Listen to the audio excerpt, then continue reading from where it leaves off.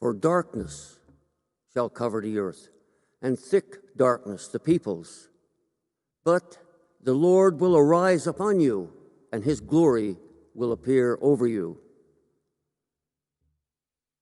Our celebration of the Epiphany this morning shows the three wise men from the east making their way to the newborn Jesus and his family.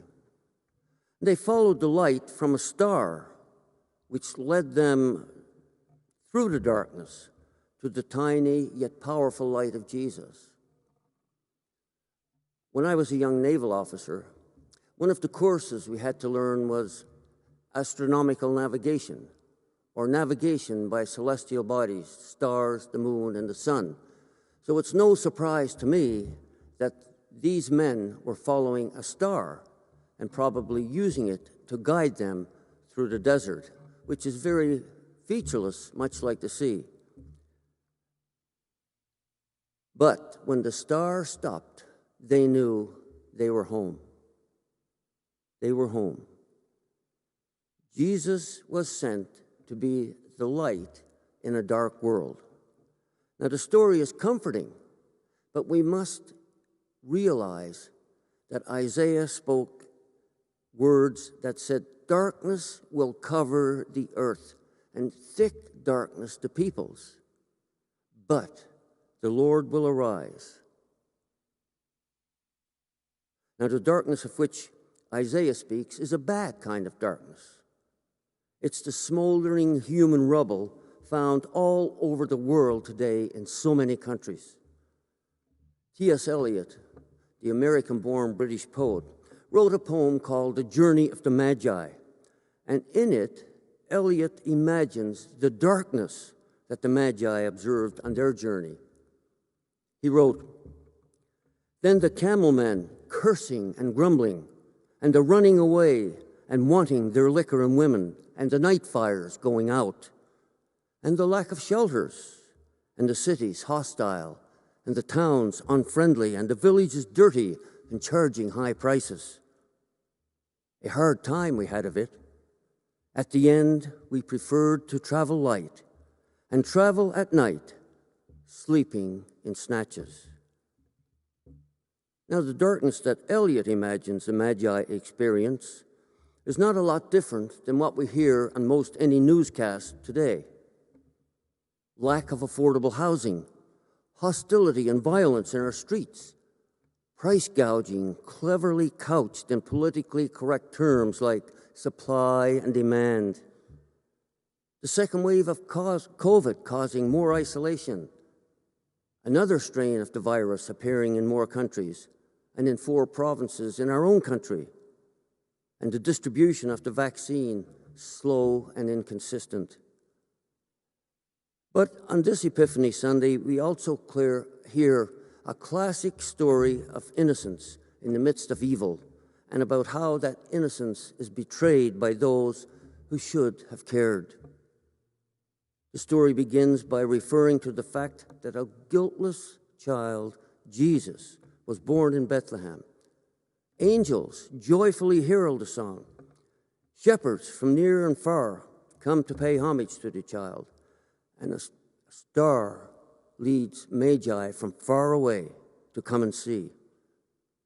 A beautiful scene, humble, that gives great joy to all created beings, or at least to most of them. But our story contains another reaction as well, one of jealousy and loss of power. Herod feels spasms of them when the Magi asked their simple, trusting question, "Where is the child who has been born King of the Jews? For we have observed his star at its rising and have come to pay him homage." The question revealed an astonishing fact. There was to be a new king instead of Herod. Now, Herod, like the Magi, should have been filled with joy at the news. But no, instead we hear he was frightened, and all of Jerusalem with him. But Herod is cunning, so he hatches a plan and does not show his distress to the Magi at all. He's never been very interested in the people that he ruled. He was cruel to them. So he seeks more information. He calls the chief priests and the scribes and demands to know where this Messiah person is supposed to be born. So they tell him, in Bethlehem of Judea, because God has promised a ruler who would come from there and who would shepherd his people Israel. So Herod goes back to the Magi and succors them with a story to go and find the child and then bring him word so that he can pay homage to them and to him. Now Herod is, of course, lying through his teeth. His aim is simple: get rid of the competition. I am the king. But the Magi, they travel on to Bethlehem, and they give true homage to Jesus. They offer him their wonderful gifts. But Herod finds out nothing from them because they're told in a dream to return home by a different road. Now, all throughout this story are elements of light and dark, of good and bad. It is a rich, rich story, and it holds a powerful challenge. What is our reaction to new life, especially a life that threatens us, that will take away some of our own popularity and adulation? Can we, like the wise men, lay our gifts at the feet of young people and move toward anonymity and eventual death with grace? Or, like Herod, will we feel that the new life is a threat and try somehow to get rid of it or kill it or diminish it, lest its star outshine our own? You see, to bless another person is to give away some of one's own life so that the other may be better prepared for life's journey. Good parents do that for their children. Good teachers do it for their students. Good mentors for their proteges.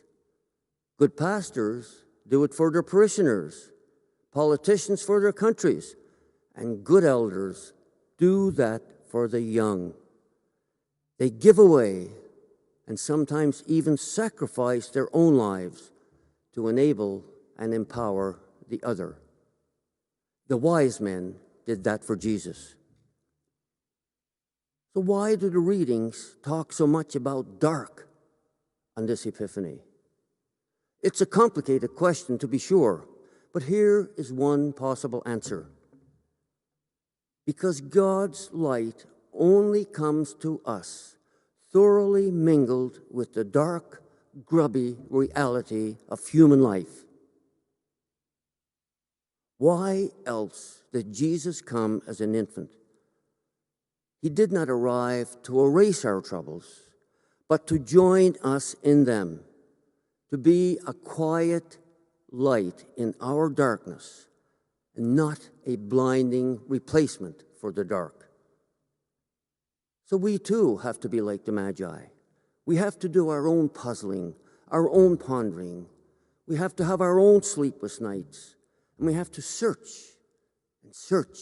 and never rest until we see the light as God chose to reveal it to us.